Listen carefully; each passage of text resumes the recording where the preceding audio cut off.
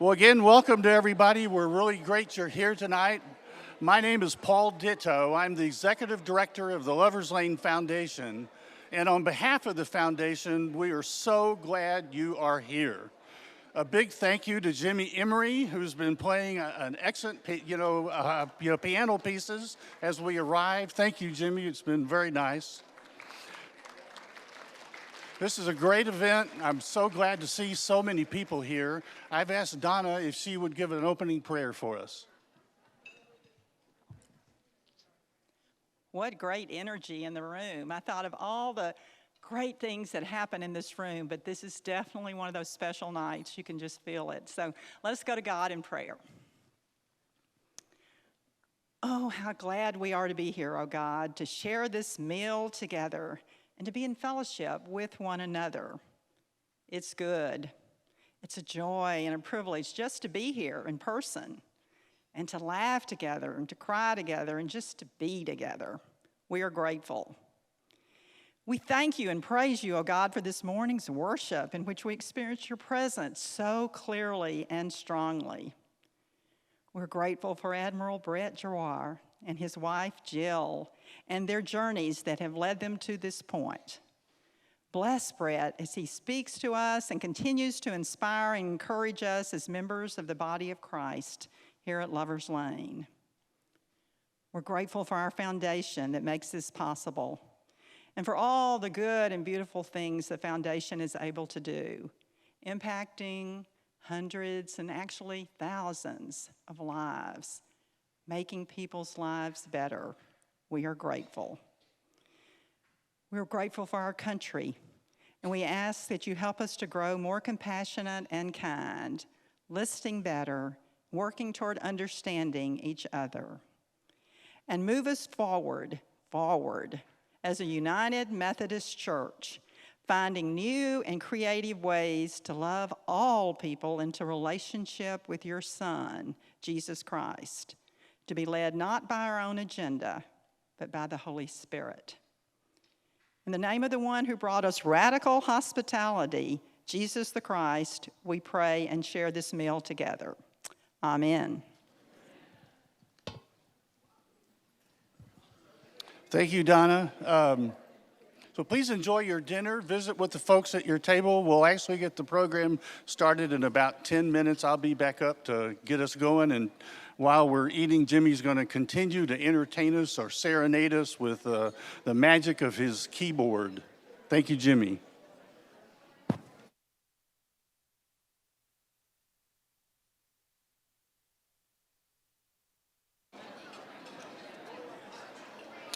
Well, again, welcome to everybody tonight. It's so exciting to see so many people here and see the room just alive with conversation and buzz.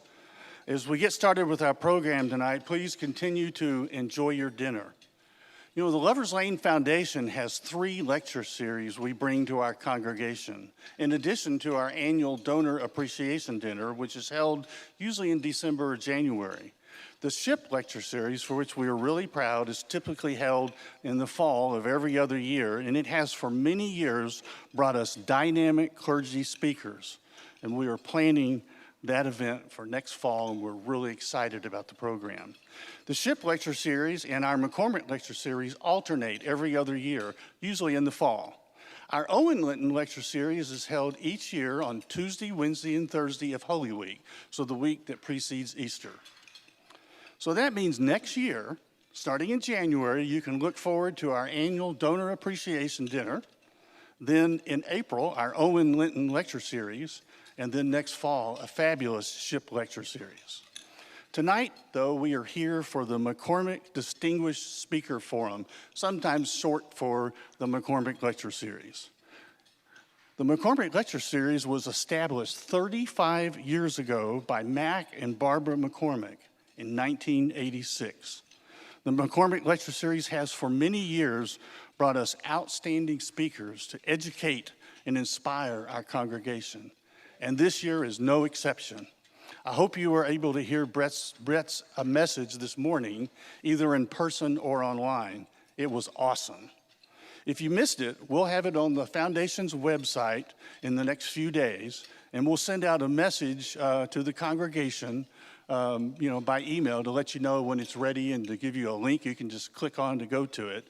And his message tonight and his message tomorrow morning will also be on the website.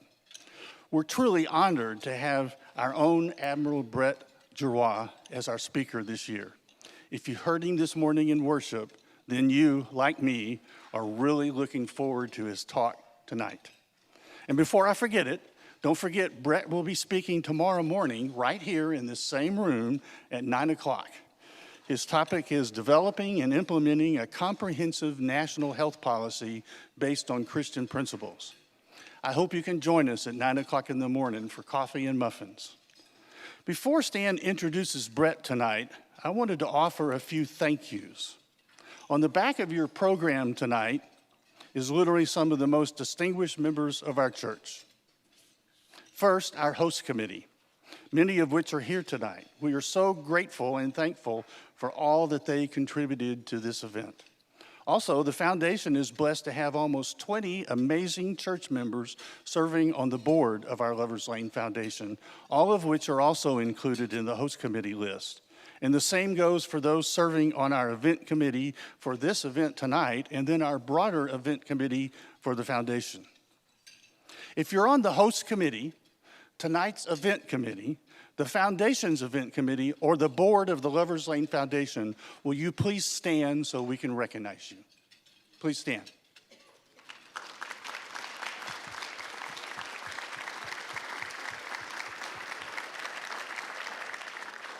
Thank you. Also listed on the back of the program tonight are some really special individuals that helped underwrite tonight's event. First, our donors who just wanted to write us a check to support what we were doing tonight, many of which couldn't even be here tonight. And then those who purchased benefactor tickets for tonight, and of course our table sponsors and our premium table sponsors. Tonight would not have been possible without all of them. If you are a donor, a benefactor, a table sponsor, or a premium table sponsor, will you please stand and be recognized?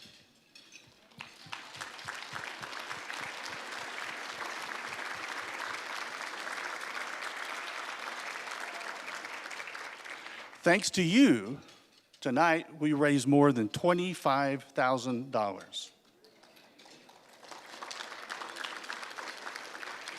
The total cost of the event tonight is completely underwritten by the McCormick Lecture Series endowment. So that means that $25,000+ will go to support both the Foundation's Theron Everett Fund and our David McLaurin Fund. The Foundation's McLaurin Fund is a benevolence fund that provides assistance to those who have fallen on hard times. And the Everett Fund supports the maintenance of our grounds here at church and our Shepherd's Garden. Those two funds are just two of about 40 endowments that the foundation manages. And those endowments hold in trust almost $25 million. Those endowments support our church with grants of more than $500,000 every year, and those grants touch almost every single aspect of our church. There's a bifolder on your table that has more information about all of our about all of our endowments and some examples of where we've supported our church. So take a minute when you have a chance and peruse through that. So 3 more thank yous. First, and speaking of the Theron Everett Fund, our honorary chair tonight is Theron Everett's wife, Pat Everett, and we are honored that she's here tonight. Pat, will you stand?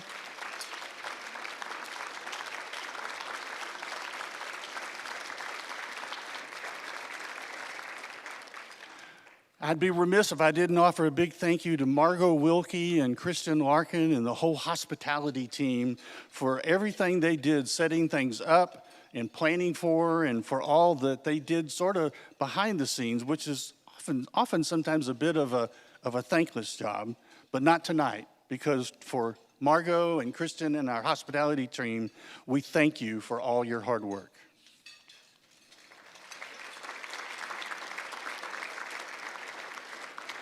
And tonight would not have happened without the hard work of the chairs of this event, Beth and Chuck Tholey.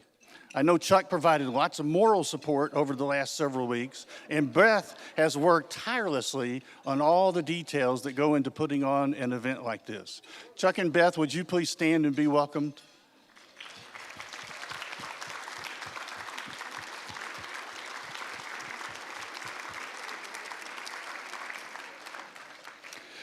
And Beth and Chuck had some help, which brings me to my last thank you. Working right beside Beth through the whole process was the chair of the Foundation's event committee, Dee Velvin. Dee has been the chair of the Foundation's event committee for 5 years now. She's such a big part of every event we put on. Dee, would you please stand up so we can recognize you as well?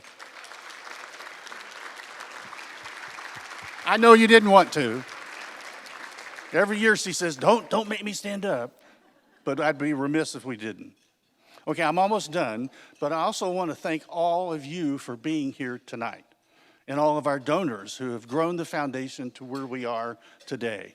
Last Sunday in his sermon, Stan talked a lot about all the amazing things our church has done over the years, the amazing things that you all made possible. Stan said last Sunday that the foundation was only about $2 million when he came here more than 20 years ago. And thanks to you, the foundation has now grown to almost $25 million. I had to laugh a little bit last Sunday. Stan asked me in the early worship service what dollar amount the foundation had grown to, and I told him $24.5 million, which he announced in early service. And then 3 hours later at the 11 o'clock service, Stan announced that the foundation had grown to $25.5 million. I thought, not bad, we grew $1 million in just 3 hours. What's really amazing about the growth is that when I came here 6 years ago, the foundation had grown from $2 million that Stan mentioned to more than $12 million. And that was thanks in large part to two women whose shoulders I stand on every single day. Those two are here tonight, two amazing women that preceded me as the executive director of the Lovers Lane Foundation, Donna Whitehead and Betty Vanderwood. Would you two please stand and be recognized?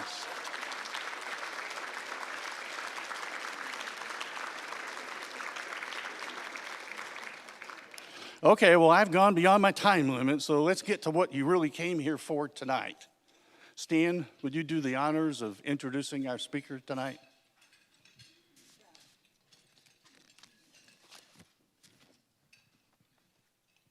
Thank you, Paul.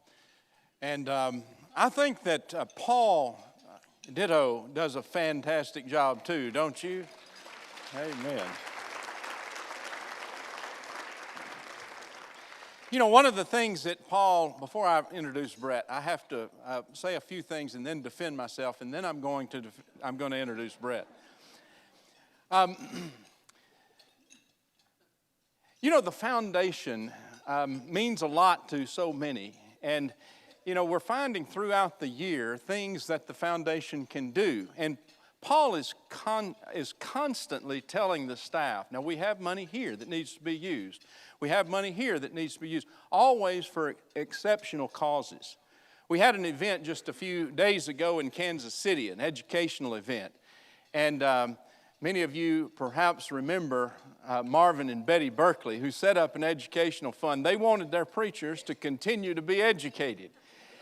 And it was perfect for that event and covered an event that otherwise would have been expensive and come out of the budget. And, you know, we had a chance to think about Marvin and Betty and to give God thanks and praise for their foresight in setting up the Berkeley Fund that we use nearly every year because it really does meet a need.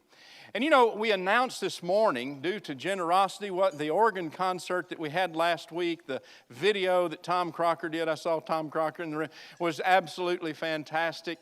And that organ installation and restoration cost about $350,000, and we were in the neighborhood of $50,000 short. Now, lest you think that money came out of the budget or anything like that, it came out of one of our funds, music funds for the organ, set up by Miss Thelma Hughes. And I'm happy to report that after that fantastic concert, we got more than $50,000 and got enough to replenish that fund and also add to it. And you know what I love about the foundation is that we're able to remember people who love this church and who continue to love this church from a heavenly perch, and we continue to benefit from their generosity. Now, in defense of myself,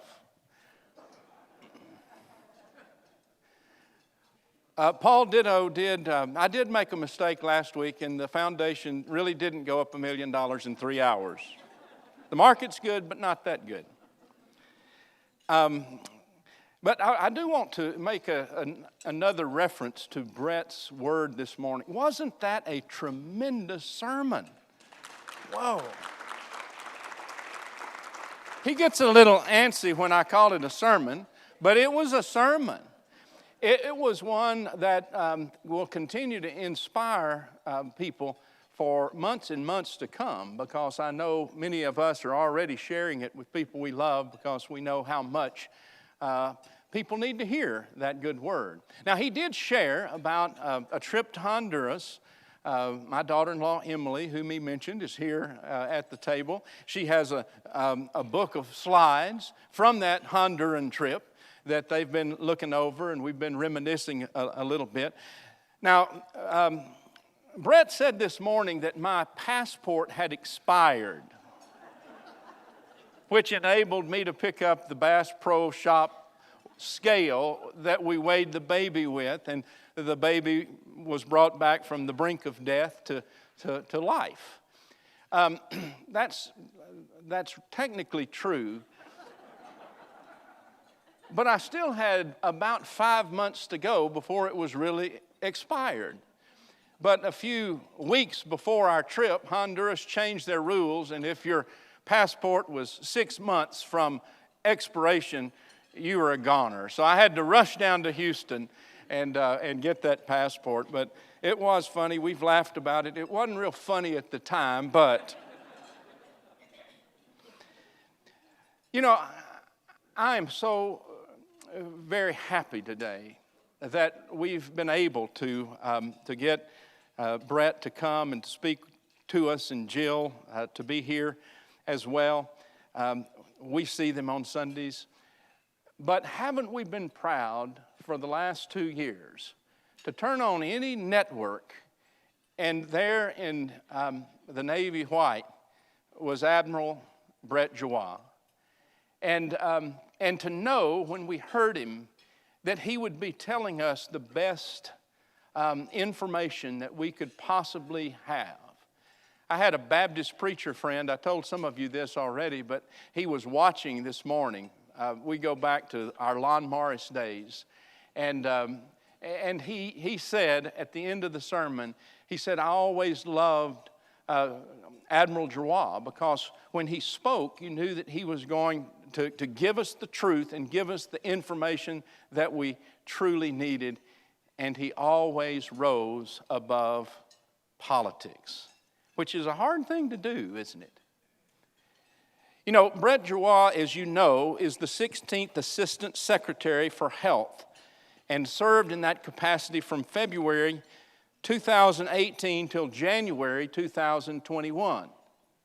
Now, I want to remind you that COVID started in 19, right? But it really didn't start shutting things down in this country until March. So for 2 years, Brett was about work that was truly affecting lives. Uniting children to their families at the border was one of his chief causes. Working the opioid crisis was one of his chief concerns. So when we're talking about this speaker that we have today in Admiral BrettGiroir, we're talking about one who literally has changed the world, really, in ways that few people have the opportunity to do. For he has influenced our health care in so many different capacities in his work through our government. And this last service that he's done for our country, was not the first time that he's been called on by a president. President George W. Bush called on Admiral BrettGiroir to be part of the DARPA Defense Science Office, and he served in that capacity from 2004 to 2008. I had a speaking deal in Washington, D.C., and I gave Jill and Brett a call and stayed in their home for a couple of days. Now, his work back then was pretty secret, so we didn't get to talk much shop, but we talked a lot about this church. And if you heard him speak this morning, Jill and Brett love our church. They've been generous with our church in every way. And the greatest generosity was, in fact, sharing their children and grandchildren with us. And we very much appreciate that. Now, I made one more mistake this morning in introducing Brett. I said that he went to medical school at Harvard. He got his undergraduate at Harvard, but he came back to Texas from Boston quicker than that. He was tireder of Boston than he thought. And so he went to the University of Texas Southwestern Medical Center in Dallas, and that's where he did his medical training. And aren't we glad that he came to Texas? Children's Medical Center Dallas, Parkland Memorial Hospital have been great beneficiaries from Brett's work.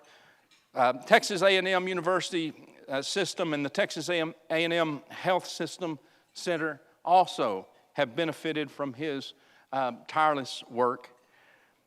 So many people throughout this world know his face. We are privileged to know his heart. And this morning we heard from his heart. And I think tonight we're going to hear more information, maybe from the head too. But I want to say to you, Brett, thank you for being here. And come and speak to us, and let's give Brett a warm Lovers Lane welcome.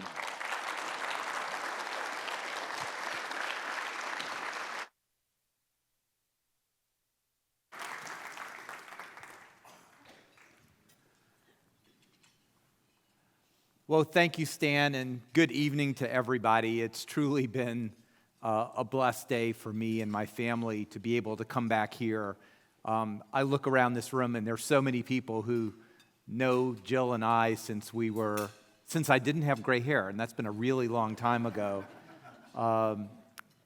Chuck and Beth, you were our faith partners when we got married 36 years ago here. I mean, this really goes really far back and deep. And this morning was really something special for me. I put a lot of prayer and a lot of thinking and a lot of my whole person into the message this morning because I feel so passionately about it and wanted to share it with you. And I really appreciate all the very kind feedback that everyone has given me. This evening I want to do something a little bit different, and it's always coming from the heart with me. If you know me, I was told very early, never play poker because, my emotions are there, my heart is always on my sleeve. But I do want to talk a little bit more about the science and politics and what it was really like in the response, and talk a little bit about a few things about the principles that underlie several of the levels of the response. And more importantly, I want to give like 20 or 25 minutes for everyone here just to ask me the questions. Whatever you want to ask, it's open. As Stan said, I am 100% honest. If I know the answer, I tell you. If I don't, I'll tell you what I know and what the issues are. But I really want to give the opportunity for people to ask certain things and whatever's on your mind. Next slide, please. Just to remind us, it seems like we've been in the pandemic for a decade. But it wasn't until January 4th, where the WHO had this tweet, January 4th of 2020, that announced a series of unusual pneumonias in Wuhan.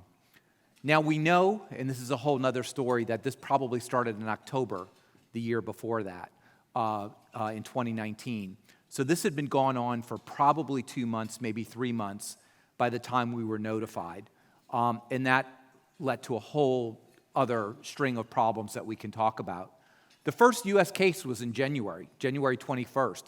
This was a case from someone who had traveled from Wuhan, actually was infected there, and came back here. On that very day, Secretary Azar, my boss, declared a public health emergency in the United States. This was really quite early, when there was only one case from one travel-associated person. It wasn't until February 26th that the first case not associated with travel actually occurred in the U.S. And what I mean by that was the first documented case of community transmission. If you remember back then, we were always talking about community transmission. Would it be transmitted from person to person? And even a week before, the WHO had said that there had been no community transmission person to person in China. So we really had a lack of knowledge across the board about what this virus was, how it would behave. And finally, on March 11th, the WHO declared a global pandemic. And we've all been in the fight of our century since that time. And as I said this morning, pandemics are not unusual. 3 times in the last 2,000 years, 1/3 of the entire world's population has been lost by infectious diseases. Pandemics are a part of our species. This is what we're going to have to face, what we have faced, and what we're going to have to face in the future. Next slide. If you go to the CDC website, and I don't suggest you do, because it's still very confusing. It takes me hours to get through it. But I do want to make just a couple points with this, and the most important one of the talk in just a second, is that these are the peaks of COVID. That yellow arrow is when the Biden administration was inaugurated. They counted 45 million cases to now. Don't be fooled by that. That's only the number of cases that are officially diagnosed and reported. The estimates right now in the United States are between 125 and 150 million cases of COVID have occurred. So somewhere between 30 and 40% of the entire U.S. population has been affected. So these peaks are important, but they don't really tell you the whole story. Early on, we detected about 1 out of every 5 or 6 cases. Even today, we're reporting less than half the cases, So even in this last month, we had 400 or 500,000 cases a day. But the most important thing I want to say about this slide, and I mean this, and it's why I'm writing the book that I'm writing right now, is 400,000 people in America died under our watch in the Trump administration. And I think about that every night. But by the end of this year, 400,000 people will die under the Biden administration, despite the availability of vaccines, despite limitless testing, despite monoclonal antibodies, despite remdesivir. And the point is this: it's not as easy as just changing a president, as you hear in campaign slogans, to get rid of this pandemic. It's not as easy as just following the science. We followed the science. We're going to have to face things about our human vulnerability, about our interconnectedness in the world, and how we need to work with other countries, even those that are sometimes on the opposite end of the spectrum of freedom and liberty as we are. And we're going to have to understand how we as a nation can respond better, because this is not a one and done. This is going to happen again. It's only a matter of time. And I want to explore some of the things that we went through. And again, I'm not pitching my book here, but I do need to write a couple 100,000 words to really get the word out there about what went on and the issues we have to face as a country and as human beings working together for a common good. I mean, we're all vulnerable to this virus as we will be to the next virus. Next slide. I'm sorry I walk around a little bit. I have not, first of all, I've only given something like this talk like twice before, once to the church in my church that we go to in College Station, and once up here to the Dallas Foreign Relations Committee. But I did want to talk about some principles that we followed, and no one's ever written this before, and it certainly wasn't written out before I came here. But very early in the pandemic, these are some of the themes that were really important to us. The first was leave no American behind. This was extremely important to us when we had Americans who were in China, who were on cruise ships, who may be in any parts of the world. And even though we knew there was a looming pandemic, the tsunami was coming, it was extraordinarily important to us, and we felt this, as Americans have felt this so many times before, about leaving no American behind. We didn't want them to feel something that we wouldn't want to feel, and that drove a lot of our behavior. The second, and I wasn't really involved on the national scene in January and February. I'll tell you how I was involved, but it was very important to try to prepare Americans without having undue panic. Remember, the first community transmission was February 26.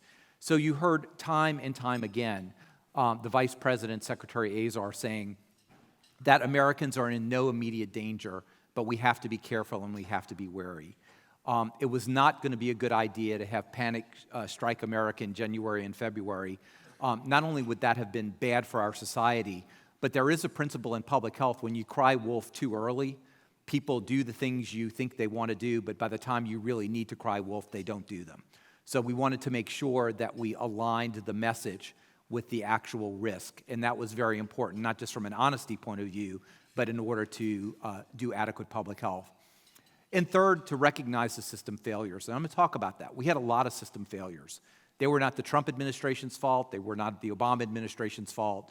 They were faults that were built into the system that we really need to repair moving forward. Next slide. Early to mid part of the pandemic, we really, and you know about this, trying to maximize the supply of scarce resources. Sure, there was a stockpile. Sure, we had run exercises, but nothing to this degree. And over the past 10 years, just about everything we needed and everything we made was now made in China, Malaysia, or some other country. We were using 2 billion rubber gloves per week in May and June. We made 0 in the United States. We needed 150 million N95 masks per week. We made 20 million per week. So maximizing the supply as much as we could was just a critical effort, and the U.S. Armed Forces, not the Public Health Service, but the real Navy, the Army, the Air Force, really helped with that. Secondly, and I'll talk about this, really trying to be fair and equitable in our allocation of scarce resources, and I'll give you some examples about that. Protecting the vulnerable was always high on our list. We did that because the vulnerable were those who were suffering the consequences of the pandemic. Number 1 was the elderly. Number 2, number 3, number 4, number 5 were the elderly, particularly those who were in nursing homes or assisted living, because they were frail, their immune systems were poor, and it was really a petri dish for spreading this virus.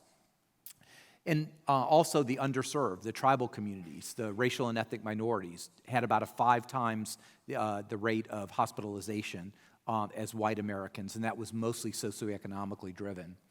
And finally, we wanted to have a holistic view of public health, and I'll talk about this. Infection control is important, but there are also other things, and we're seeing this now about epidemics of mental illness, of drug overdoses that were the consequences of the loneliness and the despair that people had. So, of course, infection control was important, but it wasn't the only thing we were concerned about.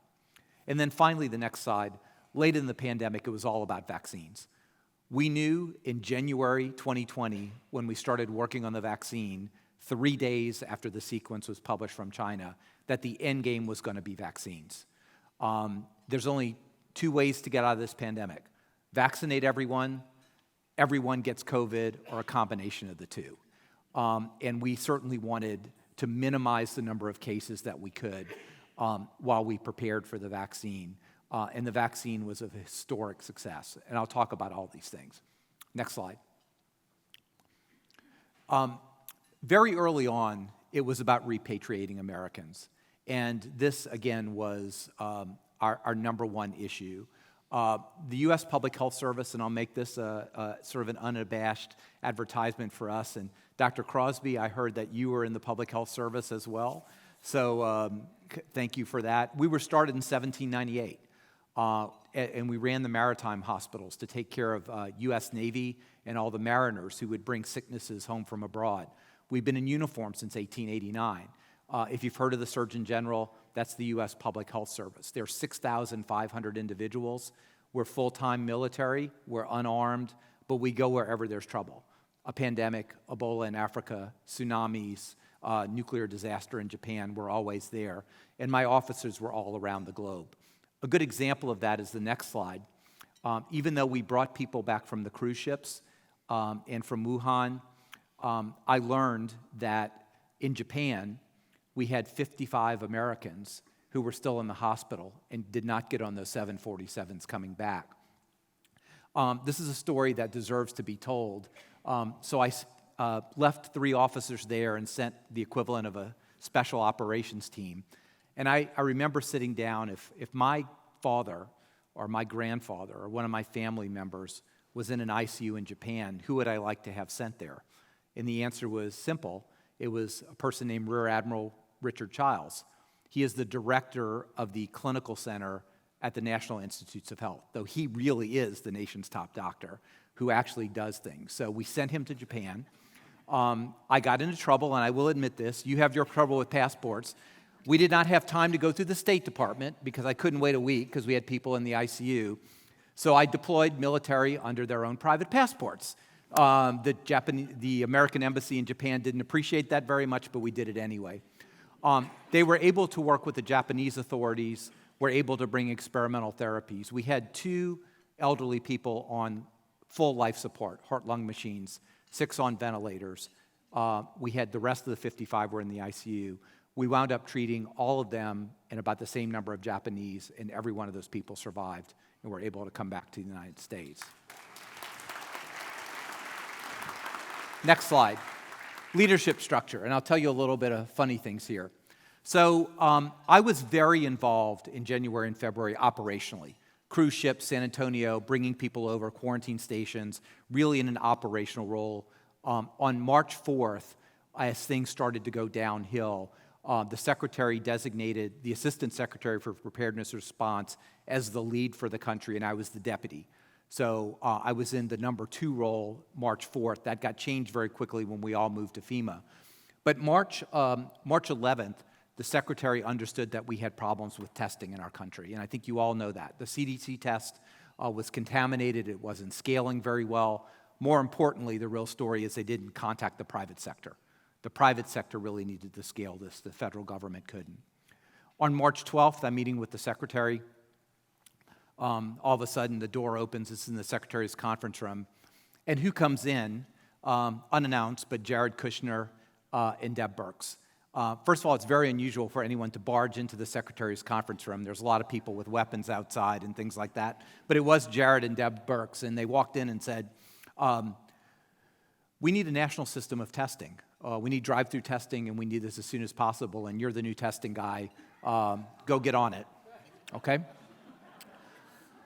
That day also, Politico, before it was announced, and that was a slide, announced that I was the testing czar. Nobody ever put a crown on me, but I was in control of testing for HHS and got named that. And that was the Politico headline. Next slide.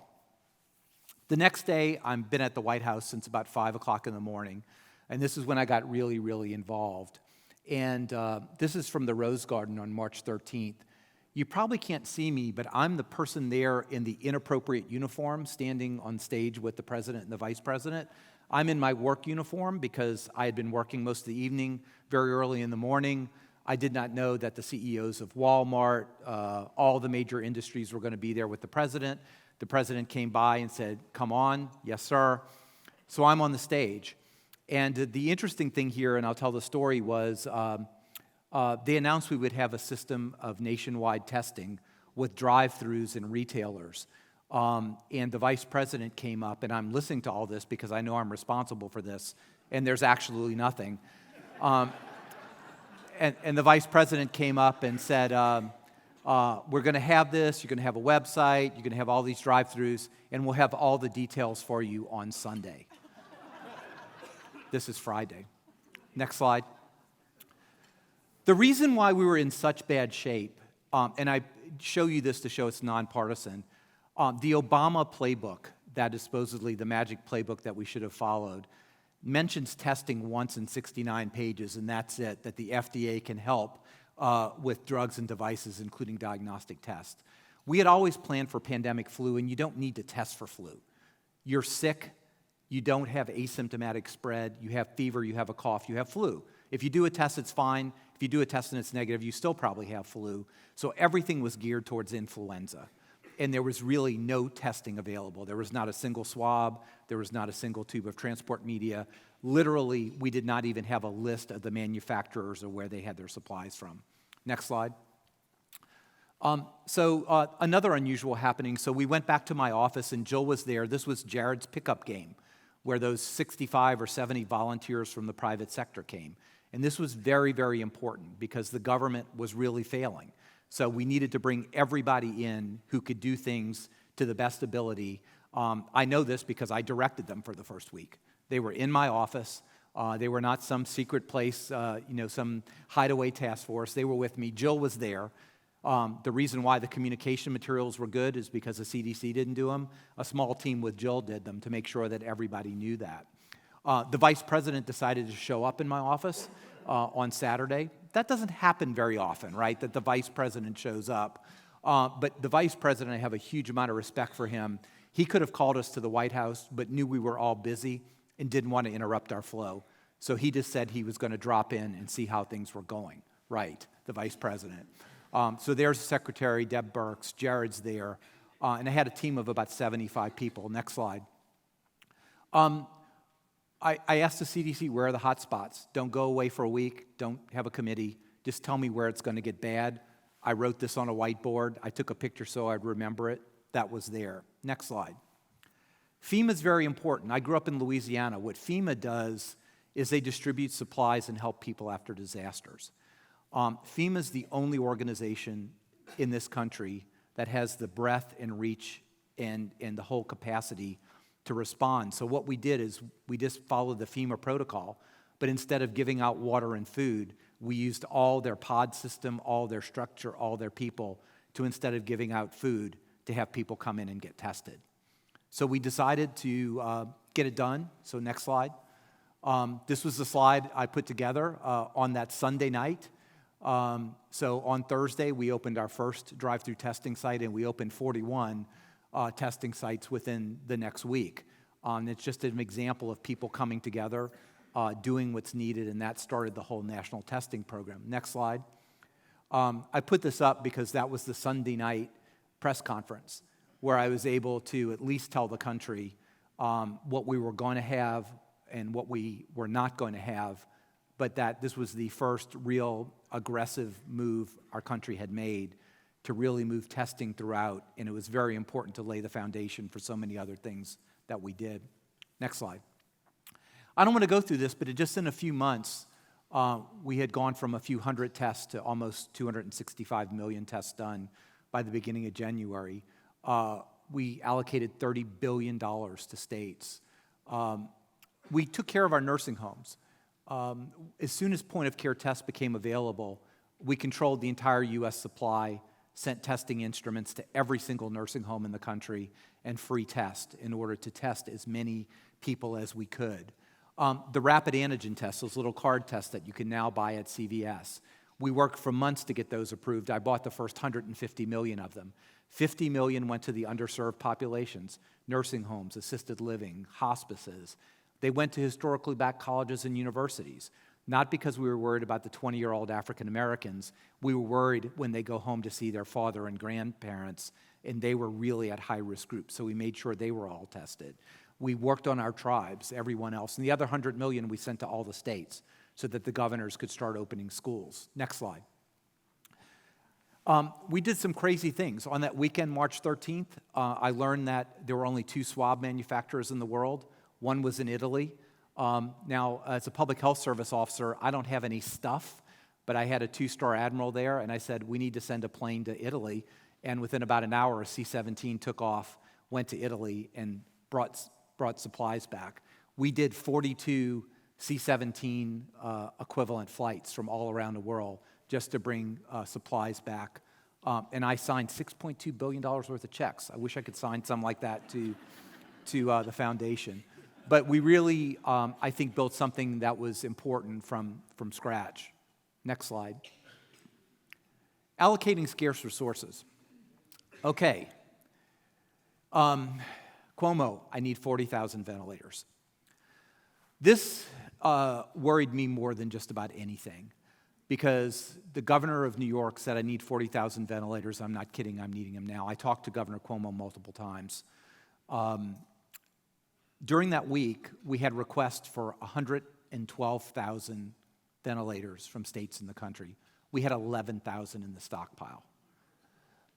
this was probably one of the darkest times we went through, because it was not going to be acceptable in this country to have people die because they didn't have a piece of medical equipment.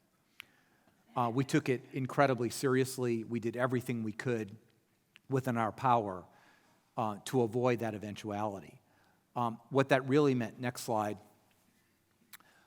was having a process. And this is sort of an org chart, but there were, people say it was politically done and it was driven to red states or blue states. Up at the top is the White House task force, but at FEMA there were 4 individuals who made all the allocation decisions. A whole organization below us that did how to get the information, how to do it fairly. But it was myself, Bob Cadillac, the Assistant Secretary for Preparedness and Response, Dan Jernigan, the Incident Manager from CDC, and Pete Gaynor, who is the Director of FEMA, the FEMA Administrator. We reviewed every ventilator request by the specific numbers. I spent many nights, and Jill knows this, calling all the New York City hospitals to find out. And they really didn't need 40,000 ventilators. They probably needed 3,000 to 4,000, and we were able to allocate that. And by the use of the DPA, getting ventilators being built, combined with being able to really send just what people needed, not a single person in this country went without a ventilator who needed it. Next slide. We listened to a lot of people in FEMA. Every single day we talked to every single region in the country. All the FEMA representatives who told us what was going on at their major hospitals, what they needed, where their pressure points were. Next slide. We also had people like Blythe Adamson. She's a civilian. She has 2 10-year-old girls. She dropped everything. She did modeling for us because we didn't have good modeling, like not only do we need today, but what do we need tomorrow? Next slide. And Alex Eastman, I got to tell you about Alex. He used to be the head of trauma surgery at Parkland. He's still a trauma surgeon, but he's now a Dallas police officer and a lieutenant. He goes out with the SWAT team to treat injured people if there's any shootings on the scene as a trauma surgeon, but he was also a special advisor to the Department of Homeland Security. I called him one night, said, be in D.C. For the next 8 weeks, he went all around the country, from New York to North Carolina to Dallas to the tribes where he unloaded water with the president of the Navajo Nation, all the way through Alaska, being boots on the ground, really helping people and helping me understand. In that slide before, put it back up again, this was really important because he really looked around, and while New York was saying they needed 40,000 ventilators, their administration had actually had a whole warehouse where they had 2,000 ventilators stored and over 1 million masks. He busted in the door, and that kind of opened up things to honest conversation. Next slide. The Coronavirus Task Force. Next slide. This is a different view, but the point I want to make 2 points with this. Number one, we always started with data. Dr. Birx always sat next to the vice president. The vice president led every meeting. The vice president talked to me numerous times every day, called me at night, was always concerned about what was going on. The second point is, you see other people around the table. Secretary Perdue is there. You also see Secretary Scalia of the Department of Labor, because we knew it was very important to make sure the food supply was there, to make sure that people had jobs and the economy didn't go into a depression for the next 10 years. If we went into a depression for the next 10 years, which was very possible, the amount of people who would die because of the pandemic would be 5 or 10-fold what it is right now. So we really tried to balance not only infection control, but all the other needs. Slide. This was the famous chart we showed the president, about 15 days to slow the spread. And people sort of say it started with 15 days to slow the spread, now we have mandatory this and that. Look, back then, we were facing 2.5 million dead Americans. There were no vaccines. There were no therapeutics. There were no monoclonal antibodies. We had no idea if masks worked or if they worked. We just found out that people could spread it when they didn't have symptoms. And the only thing we could do was bring everything down. But within 45 days, it was all about reopening the country and how to do that safely and effectively. We never said to close schools. We almost never said to close churches. We did say you can't have indoor bars, can't have indoor restaurants and big gatherings because those were spreading events. Next slide. And again, as I said, we were very concerned about opening up to the degree that we could because of all the issues from loneliness and despair. This was just a headline last week about pediatricians and psychiatrists declare a national emergency in youth mental health. The next slide. Drug overdose deaths have gone up by 30,000 in the last year. This is all a result of the isolation and loneliness. We'll have 100,000 deaths due to overdoses over this 12 months. So our addiction ministry has never been more important than this. Next slide. I just want to say that when you hear that the states were on their own and we didn't give recommendations, every Monday morning, the docs on the task force did about a 600-page report that went county by county, state by state, including Pacific Islands and territories, with county by county recommendations to the governors and the public health about where you were, what needed to be done, who needed to be tested, what mitigation measures need to be done. But this is a federal system, and governors control their states, county judges control their counties, as you very well know here. But we gave very detailed information. So the stuff you hear about everyone was on their own, we gave them all the supplies that were needed. They put in their order every week. I sent them whatever testing they needed. We gave them complete recommendations down to the county level. Next slide. Media and the message. I did a lot of media, and Jill is a little bit harder on the media experience than I am. I mean, the media try to do their job, and there's been positive and negative things. I will say the one thing that was very frustrating for me is particularly on the Sunday morning shows. The Sunday morning shows are sort of a big deal because people watch them, and I was on just about every Sunday. And you'd spend 20 minutes talking about incredible public health messages. They'd ask you everything. You'd go through why you need to do this, why you need to do that, why it's important to keep the schools open, all the things you talk about. But they would always ask one question that they knew you would be contrary to the president on. There was always that one, and this one, I forget what this was. Okay, this was about President Trump, and he asked me about this after, and we had a good discussion about whether the numbers of cases were real or it was because of new testing. And at the time, he really thought it was due to more testing. And part of that's true. You test more, you detect more cases, but we really had an increase. So the headlines all during that week was I contradicted the president. Same thing happened with hydroxychloroquine. Same thing happened with masking. So for me, the frustration, and I think we all have to get above it, is, let's not look for things that divide us. There were 99.9% of things that brought us together. And we all have to be careful, not just the media, but here in this church. Let's not get divided over how many masks we wear or what's mandatory and what's not. There's so many things that bring us together that we have to rise above it. Next slide. The end game. Vaccines were the end game. Next slide. One of the most important things that we did was understood that the federal government can't do it all. Can't do very much of it. The state government can't. It's really the private sector. It's private industry.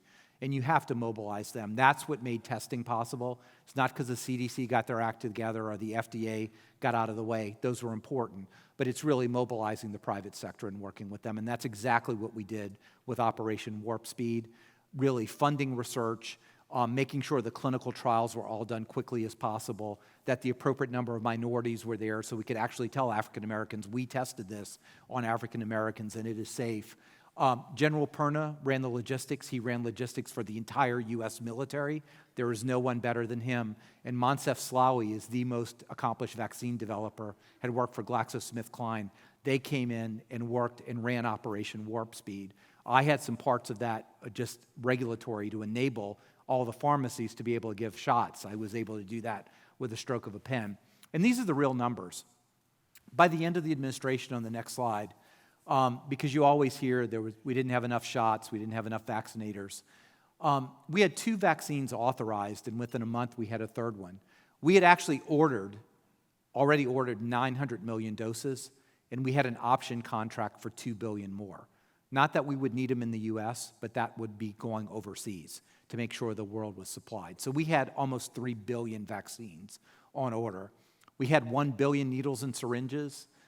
We utilized the Defense Production Act 18 times. 40,000 pharmacy sites were already contracted and ready to deliver vaccines, with 70,000 total sites. And on January 20th, on Inauguration Day, 1.6 million needles went into arms of Americans on that day.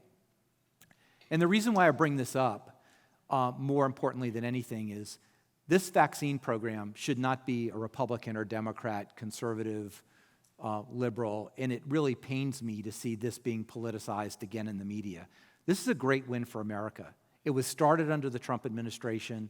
A lot of the work was done. The Biden administration has taken the baton and has continued that and has moved forward in many ways that we couldn't have. We need to celebrate that as something that brings us together. But more and more, it's something that brings us apart. So the last couple slides before I take questions. 4 points. One is, and this will lead into your question, we must enhance the global health security agenda. We cannot be isolationist at all. We have to work with China, we have to work with India, we have to work with countries all around the world, because pandemics will start elsewhere, but they're only one plane away from being here. There's no way. I was the U.S. representative to the WHO on the executive board. I feel very strongly that despite the problems with that organization, we need to be committed to that, and organizations like the UN, because we are all in this together. Next slide. We have to improve our technical surveillance systems, and this is a little geeky, but I bring that out. I know there are physicians here. We can't rely on people who come into the emergency room with fever and coughing to alert us of a new pandemic. There's technology that we have available that we are the leaders in the world that could let us know today, tomorrow, when something new is hitting, and we can get ahead of it. Third is public-private partnerships, and I said this, and you'll hear it all around. The federal government has to completely, and this was one of the things that President Trump did well, is engage the private sector. Our power is the private sector, the nonprofit sector, the community sector, but it's not the federal government, and it's not the state government. It's industry, it's people who go to work every day, it's the great companies of our country who all stepped in.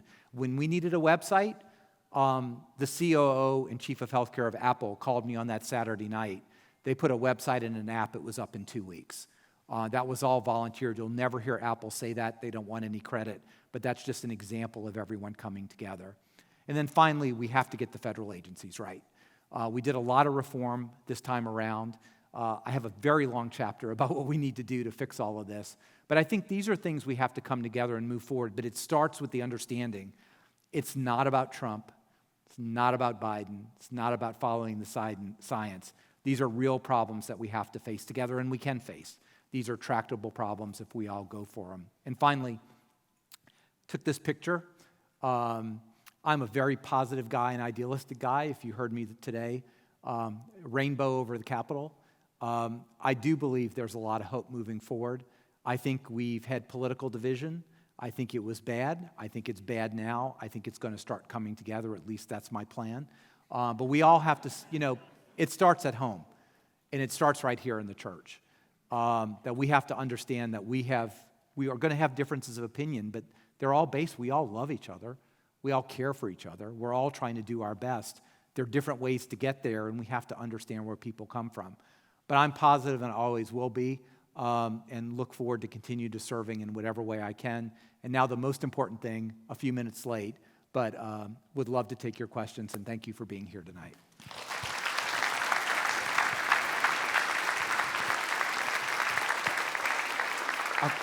Thank you, Brett. That was awesome. We've got a couple of runners in the room with microphones. If you have a question, raise your hand and they'll come to you. Donald, you want to take the first one? Yes. You mentioned going forward with global cooperation. During the pandemic, was there international cooperation, medical sharing of information, or were we or each country doing it on their own? So I think you heard the question. I would say there was sharing, but it was relatively limited. Okay. I interacted at the World Health Organization at the executive board level, and sort of my peers all around, and we had sharing of information. But I would say that the approaches by different countries were very different. We were all cognizant of that, but it was more of an informal network, like I'd call the health minister of the United Kingdom or of India. Brazil was very tight, but there was such I think there was such sort of dysfunction at the international level at that point in time that the organizations as a whole did not function very well. It was much more of an informal network of calling back and forth, which we did. Fortunately, I had been the U.S. representative, even though I wasn't confirmed yet.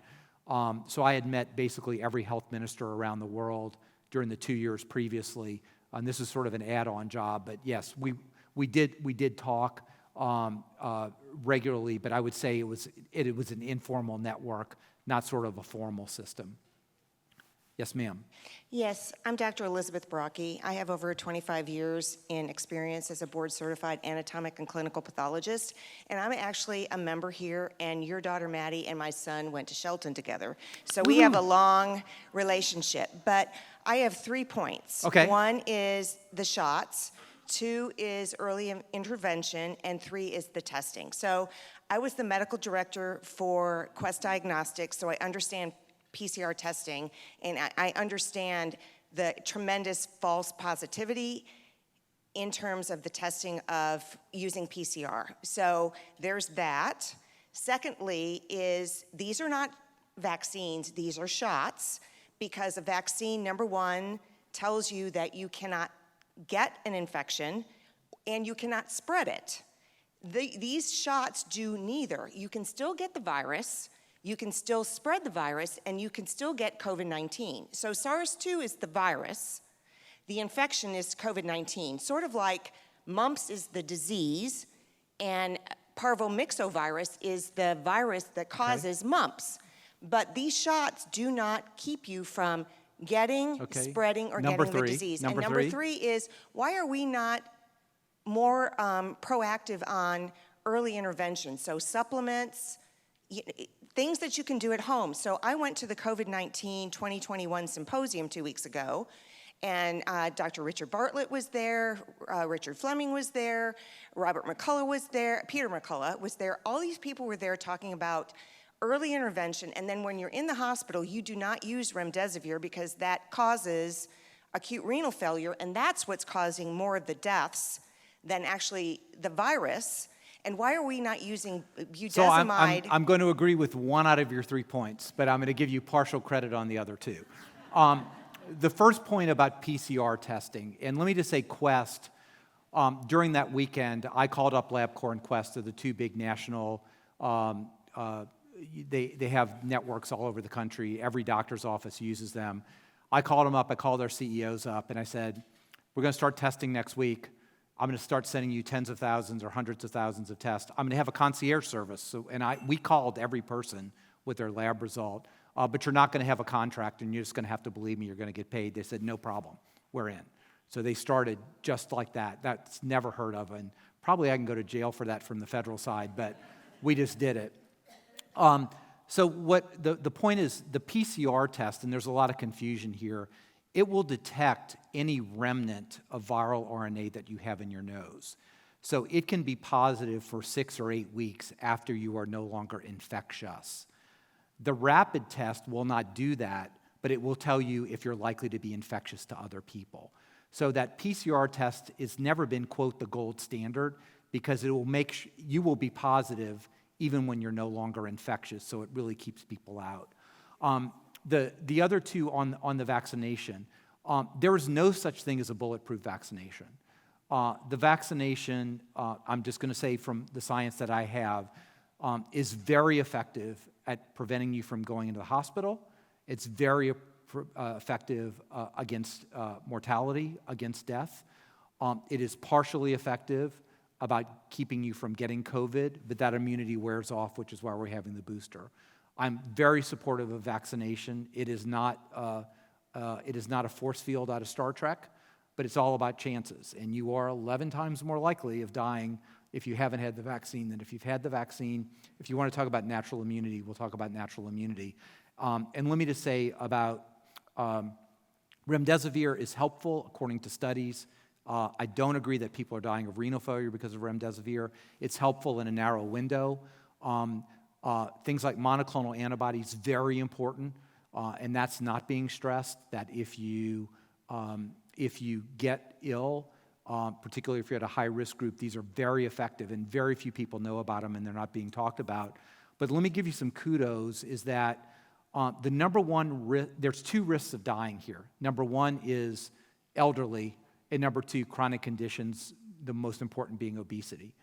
So your really best defense against COVID is staying in reasonable shape, exercising, eating well, having a balanced diet, doing all the things that your mom told you to do, because they really do prevent everything from Alzheimer's to cardiovascular risk to 11 forms of cancer, and they are very, very protective against COVID. Next question. I think we have one, and we'll get you next. There's been some discussion about taking the knowledge of our companies, Pfizer, Moderna, and making them available to foreign countries to produce the vaccines. Would you discuss that for us, please? So we had a lot of discussion about this, and before we get into sort of the legal questions about intellectual property and everything else, it really was a non-issue for us, and it is a non-issue for the current administration, whether they admit it or not. You can't just give the recipe to India or to Singapore and let them make it.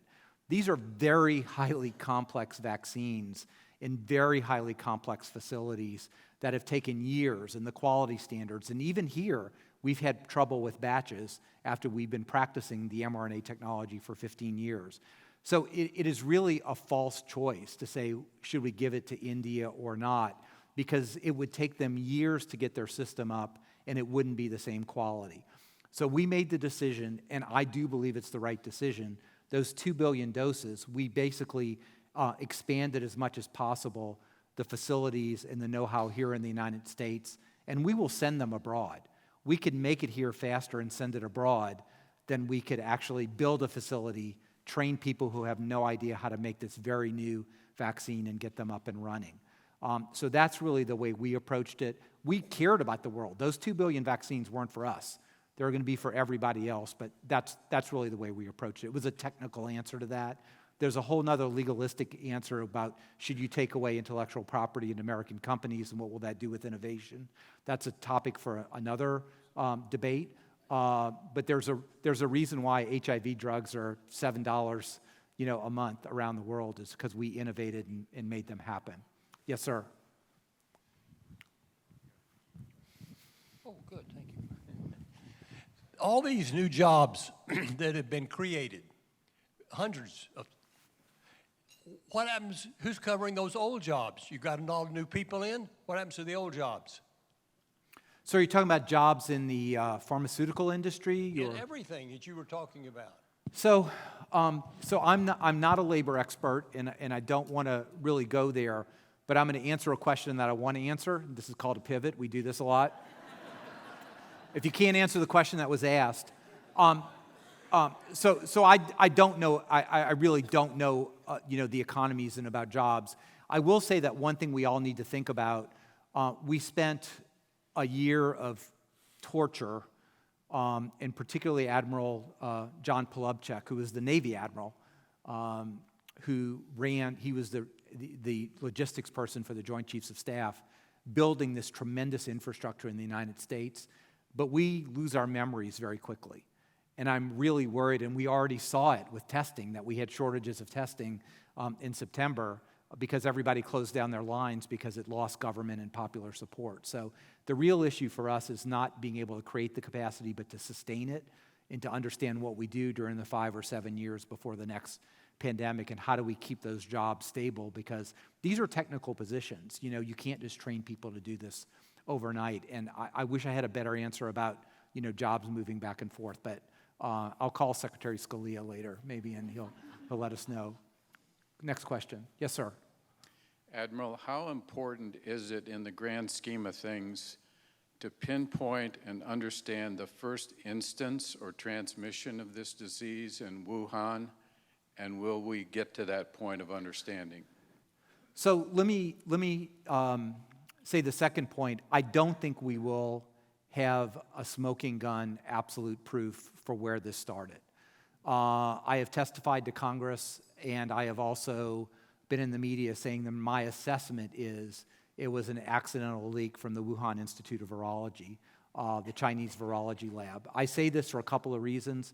Number one is there's been 12 months of the killing fields in China with the Chinese government looking for any animal that had anything that got close to this. And even the WHO report said the closest thing we found was at least 3 or 4 decades of evolution away from this virus. So it is nowhere close in nature. Secondly, and this is what made Bob Redfield believe that, is for SARS, MERS, all these other zoonotics, they are passaging back and forth between humans over years before they evolve enough to go to humans. Moment one, this was about as evolved as it could be for efficient human-to-human transmission. And you just don't see that with a natural organism emerging from a bat or anywhere else. So, I don't think we'll know, because the only way we'll know is if all the sequences and lab records from the Wuhan Institute were made public, and they're not going to be. I don't believe this was intentional. I don't. If it were intentional, they would have released this, at Fort Detrick or something next to one of our facilities. I think it was an accident. Accidents have happened over decades. They've happened in the U.S. They've happened in the U.K. I know this could be a source of embarrassment, but I think people need to own up to it. And I do think, though, we need to be careful. Number one, we shouldn't be building BSL-4 laboratories, which the French did for China, in countries that don't have an open and accountable system. As soon as the Chinese had their laboratories built by French and the French trained them, they kicked all the French out and closed the doors. So, we should be responsible on our side. We should be very careful about what we fund in other countries and demand accountability. If we're going to give you money, we need free access to your scientists so you can tell us what they're going to do. And there are actually no standards right now, no international standards for BSL-4 laboratories. This is one of those easy things that everybody can agree to. What are the standards we should follow to make this kind of leak less likely in the future? So I don't think there's going to be any more information than we know now. I do believe that the evidence points to a laboratory leak. I do not believe it was intentional, but no matter how it is, we need to reform BSL-4 laboratories. We know for a fact it did not come from the wet market. We know that for an absolute fact. The wet market was a super spreader event. It's where people who were infected came and spread it to other people, because we can trace the evolution of the virus before the wet market. The wet market was a second or third generation. He's controlling the microphone, so wherever you go is who gets the call. My question is, do you think we'll ever get away from the politicization of therapeutics in this country? We have some doctors saying this, other doctors saying no. We say ivermectin, others say no, you can't use that. Hydroxychloroquine, the president got lambasted for even suggesting that, but yet other doctors are saying to us, yes, we've had good success with it. Other countries seem to be having some success. So my question really is, we ever go get onto a common communication, a common theme? So, communication about, it's very hard to give full information in a 3-minute hit at night on CNN. And that's what makes it so difficult. And it has been politicized.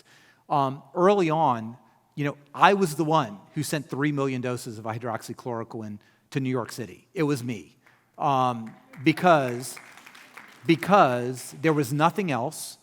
There was laboratory data that thought it might be helpful. And it's an approved drug. And like anything else, if it's an approved drug, it's between a doctor and a patient to make that decision. And we should not get in the way of those doctors and patients. That's the way I feel. And there are a lot of people with lupus and rheumatoid arthritis who couldn't get it anymore. So we really flooded the zone in New York City. Later on, and this is my scientific assessment, after studies and studies, it looked like it was really not that helpful. And we de-emphasized that over other things. But I think we all have to understand. I would say one thing is, I believe in, and I'm going to say doctor, but nurse practitioner, pharmacy, healthcare provider with a person making decisions about their own health. Our role is to give you the best evidence possible. And the thing that really bothers me, and I've said this, there's so many things that bother me, but I'm not going to mention any names, but you probably know who it is. people come on from the public health community on national, and they make these statements like it's 100% true, whereas we really don't know. There's a lot of uncertainty. And the one thing I always tried, and I learned this in the ICU, and when you work in an ICU, you get humble really quickly because patients go bad quickly. You can't predict what's going on. So I've always approached, nature, Mother Nature, with a lot of humility. So I really tried to tell people what we know and what we don't know and what the uncertainty is. And I really do believe if you just level with the American people, tell them what you know, tell them what you don't know, that things will be better and trust will be built. But when you say, don't wear masks because they don't work, when nobody knew that. There was a mask shortage. That's why people went out and said that. I never said that, right? That loses trust. Or when you say, X works 100%. So, that my beef is, everything, science, there is no such thing as the science. The science is a process of gradual learning and getting closer to what you believe is truth. Early on, there was a wide berth of what we thought. We're getting closer on some things, we're farther away in others. And just be honest with the American people. Brett, we've got time for maybe one more question. Do you have one back there, Jim? And I will hang out after, too, so. I'm Tina Bennett. I'm actually a chiropractor, and I do some research on adolescents. And so we've known for several years that normals in adolescents, the vitamin D levels are extremely low, critically low, and our research partners are Quest Diagnostics, so they know that. So my question really comes to, you guys dealt out to the athletic trainers to test all the kids and to test all the coaches and the teachers and whatnot, and then you just send them home. They would test positive and be sent home, and I can't tell you how many that I have known personally that have gone to the ERs weeks after they were isolated because no doctor would early interventionally treat them. And the doctors are fearful. They're fearful. How do we alleviate that? How do we gap that so people can get early intervention, even the monoclonal antibodies? How do we fix that? That's an issue that is still going on today. Well, and I thank you again for your point in that, and I don't have a good solution to this. I'm going to work on this in the next week in media. But early treatment, if you're in favor of early treatment, somehow that makes you anti-vaccine, and that's just not true, right? All these things work together, right? You can get a vaccine for flu, but if you get the flu and you have to go to the hospital, you still go to the hospital, you still get your drugs. So why is it different than COVID? And I tell everyone, one of the things I would want you to do, particularly if you're over 65, is call your physician, call your healthcare provider, and know where you can get a monoclonal antibody. That's the most important thing you can do because there's a time window when that's beneficial, right? There's a time window. And if you lose that time window, it's not only not beneficial, but it could be harmful to you. If you get it in the hospital late, it actually makes your case worse. Vitamin D, the story's still out there, but Americans are vitamin D deficient, and I think it's a great idea to supplement your vitamin D, particularly if you know you're not, because it's not been proven to cure COVID, anything like that, but it's a general item that's necessary for your immune system to function. And again, before I did this, we wrote the physical activity guidelines for America. We also wrote the dietary guidelines for America. And, today aside, because this is blessed food and it's all good for you, particularly the coconut cream pie, which I made sure I had some of. But one of the best things you can do that lowers your risk of cancer, of course, obesity, diabetes, but even Alzheimer's disease and depression, is to get about 150 minutes of any kind of exercise a week that you can. That's walking, that's, gardening. When I'm in the garden, I work up a sweat, right, in my garden. Simple things like that. Look, I'm an intensive care person. I'm the technology guy, right? We do gene therapy, everything. But the simple stuff is still the best. And exercise is probably the number one thing that you can do for yourself. Number two is be connected to other people. Those two things are sort of neck and neck. If you lose your connection to other people, don't wear a mask. Okay, I'll keep on my track here.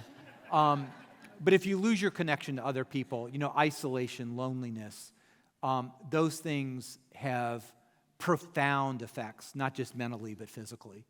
Your brain, your soul, your spirit, and your body are all connected.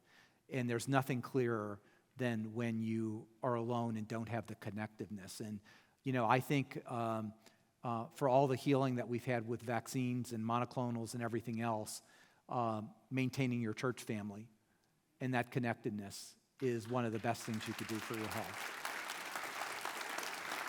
I think I'm getting the hook, but I know this morning was sort of really spiritual and deep, and I hope that this evening I really wanted to get into some of the nitty-gritty, but also talk about some of the principles that drove us and maybe clarify some of the issues that you may have had and had confusion about. Tomorrow morning, I'm sure it'll be on tape, but I'm basically going to talk about what life was before COVID and really how we tried to create a healthcare policy in what I believe is based on Christian principles that started out with the number one principle that I called health for all, and that is that everyone in this country should have a fair and realistic opportunity to optimize their health. And I think if we start with that principle, everything else follows from that. So that's what I'm going to talk about tomorrow, and God bless all of you, and thank you for having me.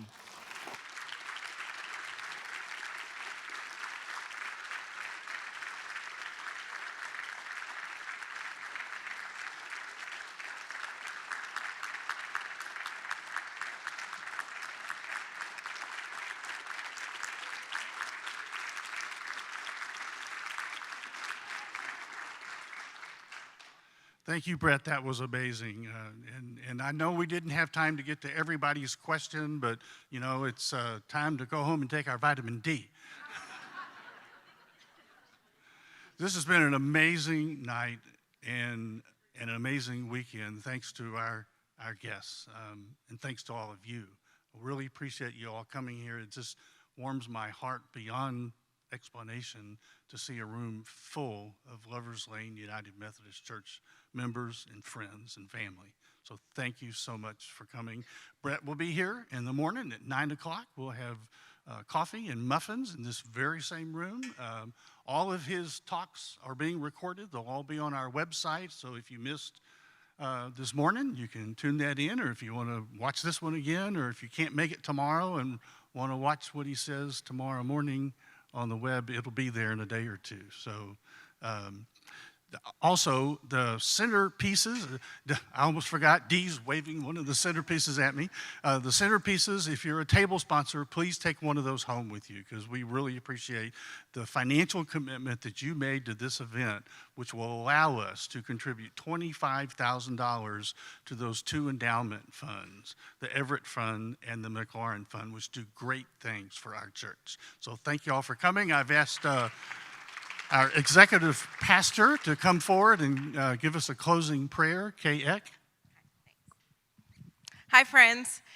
I want to tell you one quick story about Brett. And Brett, I need to tell you that I would fangirl when I saw you on TV. I'd be like, I know him, we're in good hands. But the reason that I thought that is because I also was on the team to Honduras that we spoke about this morning. And I have this vivid memory of, I don't remember who it was or what they needed, but somebody needed a specific medication. And I ended up in a car with Brett going around the city of Tegucigalpa to find what that one person needed. And every time I would see your face on the television over these last couple of years, I would think he really cares about the one. And as you've been talking about all of these numbers, I kept thinking, but you care about the one. And so thank you for all that you have done that impacts individual lives. We're not just talking about numbers, but we're talking about people, and I know that you care, and for that we are so grateful. Would you pray with me? Gracious God, I give you thanks for who you are, for the ways that you love us so deeply. And God, tonight we give you thanks for Brett and for Jill. We give you thanks for the ways that you have been working through each of them so that the world will not be the same. God, we ask that your Holy Spirit would just continue to invade their lives and their families, that you would provide a hedge of protection around them. And God, for all of those in this world who have been impacted by the person of BrettGiroir and his whole family. God, we are thankful. We love you. We trust you. We go from this place knowing that you are indeed with us. And God, we ask that you would make us about doing for one what we wish we could do for all. Lord, we love you, and we offer this prayer in your holy and precious name. Amen.